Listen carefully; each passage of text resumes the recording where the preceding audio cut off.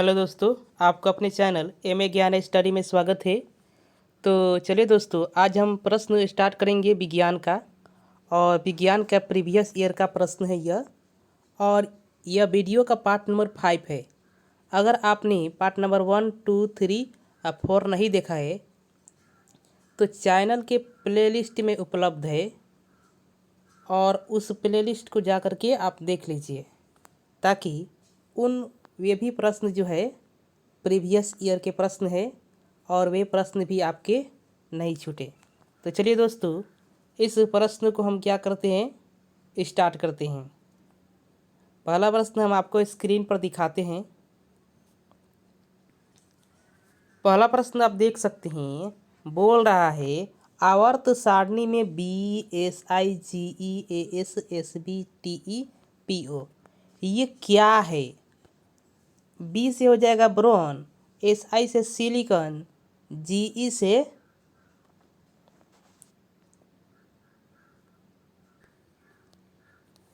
तो हम बता रहे थे आपको, यह आवर्त सारणी में B S I G E A S और एस बी और टी ई जो है पी ओ क्या है। तो यहाँ बी से हो जाएगा ब्रोन, एस आई से सिलिकॉन, जे ई से जी ई यहाँ लिखा है, जी ई से जर्मेनियम, ए एस से क्या होगा आर्सेनिक, एस बी से जो होगा एंटीमनी, और टी ई से टेल्यूरियम, और पी ओ से पोलोनियम हो जाएगा। तो इसमें ऑप्शन दिया है धातु, अधातु, गैस, उपधातु। तो इसका राइट आंसर हो जाएगा ऑप्शन नंबर डी, ये जो है उपधातु है। यानी आवर्त सारणी में इन सारे तत्वों को उपधातु कहा जाता है, इस बात को याद रखेंगे। चलिए दोस्तों, अगले प्रश्न की तरफ चलते हैं। अगला प्रश्न आप स्क्रीन पर देख सकते हैं। बोल रहा है कि आवर्त सारणी में अधातुएं किस ओर स्थित होती है। आवर्त सारणी में आप देखेंगे अधातुएं दिखाई देगी। आपसे यह पूछा जा रहा है कि किधर स्थित होती है, दाईं स्थित होती है कि बाईं स्थित होती है। ऑप्शन ए है दाईं ओर, ऑप्शन बी है बाईं ओर, ऑप्शन जो सी है मध्य में, और ऑप्शन डी है सभी स्थानों पर। तो इसका राइट आंसर हम आपको बताना चाहेंगे। इसका राइट आंसर जो हो जाएगा ऑप्शन नंबर ए, यानी अधातुएं जो होती है आवर्त सारणी के दाईं ओर स्थित होती है। आप इसको याद रखेंगे। चलिए दोस्तों, अगले प्रश्न की तरफ चलते हैं। अब अगला प्रश्न आप देख सकते हैं, कह रहा है कार्बन के 2 अपरूप के अलावा तीसरे अपरूप का नाम बताएं। ऑप्शन है हीरा, ऑप्शन बी है ग्रेफाइट, ऑप्शन सी है फ्लोरीन कार्बन, ऑप्शन जो डी है इनमें सभी कथन सत्य है। सबसे पहले हम आपको बता दें, कार्बन जो होता है इसका संकेत सी होता है, और इसकी संयोजकता कितनी होती है, 4 होती है। और कार्बन जो होता है कार्बनिक यौगिकों का निर्माण करता है। अब इस बात को जानेंगे। और कार्बन जो होता है 4 बॉन्ड बनाता है, इस बात को भी याद रखेंगे। अब यहाँ आपसे पूछा गया है कि कार्बन के 2 अपरूप के अलावा, तो कार्बन के 2 अपरूप कौन है, हीरा और ग्रेफाइट जो है कार्बन के 2 प्रमुख अपरूप है। आप इस बात को जाने समझेंगे कि हीरा और ग्रेफाइट जो है कार्बन के प्रमुख अपरूप है। यानी अपरूप तो कार्बन के बहुत सारे हैं, लेकिन अगर प्रमुख अपरूप कहा जाए तो हीरा और ग्रेफाइट आएंगे। अब आया है, कह रहा है कि यहाँ 2 अपरूप के अलावे तीसरा अपरूप का नाम बता रहे हैं यहाँ। तो आपका राइट आंसर हम बता देना चाहेंगे, इसका राइट आंसर हो जाएगा ऑप्शन नंबर सी, यानी फ्लोरीन कार्बन जो होता है कार्बन के तीसरे अपरूप जो होता है, इसका स्थान तीसरे अपरूप में है। इस बात को समझेंगे।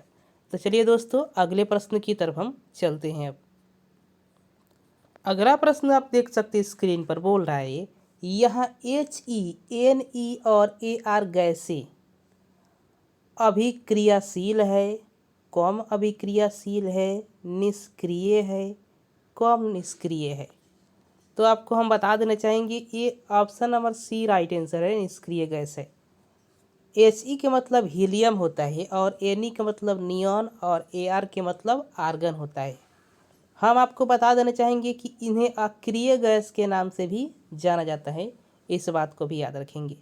अगर आपसे यह भी पूछ सकता है कि नोबेल गैस क्या है, तो इन्हें भी नोबेल गैस कहा जाता है। प्रश्न यही समाप्त नहीं होता, आपसे यह भी प्रश्न पूछेगा कि अक्रिय गैस किस वर्ग में आते हैं, आवर्त सारणी के किस वर्ग में आते हैं। तो आपको बताना है 18वें वर्ग में क्या होते हैं, आते हैं अक्रिय गैस आवर्त सारणी के। इस बात को भी आपसे पूछा जा सकता है। तो प्रश्न एक ही है, इसको कई तरीके से पूछेगा आपसे।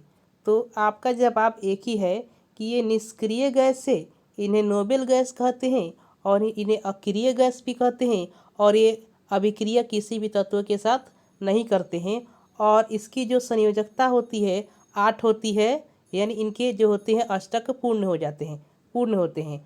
अब यहाँ आपसे पूछा जाएगा कि किस वर्ग के तत्व है, तो ये 18 वर्ग के तत्व हैं, इस बात को भी याद रखेंगे। चलिए दोस्तों, अगले प्रश्न की तरफ चलते हैं। अगला प्रश्न आप स्क्रीन पर देख सकते हैं, कह रहा है प्रकाश की चाल सबसे अधिक किस माध्यम में होती है। आपसे पूछा जा रहा है कि प्रकाश की जो चाल होती है सबसे अधिक जो होती है किस माध्यम में होती है। ऑप्शन ए दिया है हवा में होती है, ऑप्शन बी दिया है निर्वात, ऑप्शन जो सी दिया है कांच, और ऑप्शन जो डी दिया है पानी। तो इसका राइट आंसर हो जाएगा ऑप्शन नंबर बी, निर्वात में प्रकाश की चाल जो होती है सबसे अधिक होती है। मतलब आपको ये बात समझना है कि जो माध्यम जितना विरल होगा उसमें प्रकाश की चाल जो होगी उतना ही अधिक होगी, और जो माध्यम जितना सघन होगा उसमें प्रकाश की चाल जो होगी उतना ही क्या होगी, कम होगी। तो यहाँ देखिए सबसे विरल माध्यम निर्वात है, इसलिए निर्वात में प्रकाश की चाल जो होगी सबसे कम है। अब दूसरे नंबर स्थान पर अगर पूछे तो यह हवा आप बता सकते हैं, हवा जो है निर्वात के बाद विरल माध्यम में। उसके बाद आप समझेंगे पानी, पानी जो होता है तीसरे नंबर स्थान पर आ जाएगा, और चौथे नंबर स्थान पर कांच आ जाएगा, क्योंकि कांच जो होता है एक सघन माध्यम में गिना जाता है। इस बात को भी समझेंगे। अब आपसे यह भी प्रश्न पूछेगा कि प्रकाश की चाल सबसे अधिक तो होती है निर्वात में, अब आपको बताना है कि कितनी होती है। तो यहाँ हम बता देते हैं आपको कि 3 लाख जो होती है, 3 लाख किलोमीटर प्रति सेकेंड से होती है प्रकाश की चाल निर्वात में। अगर आपसे इस क्वेश्चन को इस तरह ना पूछे, अगर मीटर में दिया है तो किस प्रकार दिएगा कि 3 गुने 10 के पावर 8 मीटर प्रति सेकेंड। आपसे इस प्रकार भी दे देगा कि आपको निर्वात में प्रकाश की चाल कितनी होती है, तो इस प्रकार भी देगा और इस प्रकार भी दे सकता है। आपको क्या करना है कि इसे समझना है। तो इसीलिए चलिए दोस्तों, अब अगले प्रश्न की तरफ चलते हैं। अगला जो प्रश्न बोल रहा है कि प्रकाश के अपवर्तन के कितने नियम हैं। तो सबसे पहले हम आपको बता देते हैं अपवर्तन होता क्या है। जब कोई प्रकाश क्या होती है एक माध्यम से दूसरे माध्यम में प्रवेश करती है, तो क्या होता है कि वो अपने पथ से क्या होती है, विचलित हो जाती है। पथ से क्या होती है, विचलित हो जाती है, तो इसे ही अपवर्तन कहते हैं। अब पूछ रहा है प्रकाश के अपवर्तन के कितने नियम है। तो क्या हो रहा है कि इसके अपवर्तन के ऑप्शन दिया है 2, 3, 4, 1। तो इसका राइट आंसर बता देते हैं ऑप्शन नंबर ए, यानी 2 नियम है।